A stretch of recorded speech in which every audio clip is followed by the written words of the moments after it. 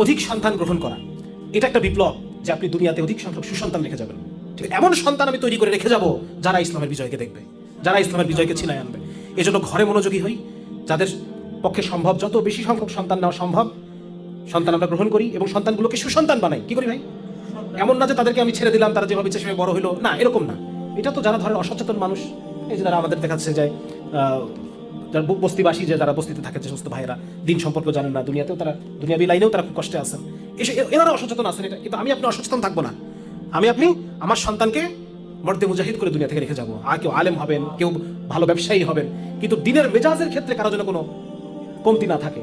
দিনের ক্ষেত্রে ছাড় দেওয়া, ইসলামকে মানে দিনের ক্ষেত্রে ছাড় যেন তারা না দেয়, ইসলামের মাপকাঠিতেই তারা প্রত্যেককে বিচার করবে, এইরকম আপোষহীন সন্তান আমি দুনিয়াতে রেখে যাবো। ঠিক না? এটা আমরা সবাই নিয়ত করি ইনশাআল্লাহ তাআলা। বোনদের উদ্দেশ্যে আমার একই বক্তব্য যে আপনারা নিয়ত করেন ইনশাআল্লাহ যত বেশি সংখ্যক সম্ভব দুনিয়াতে আপনি সুসন্তান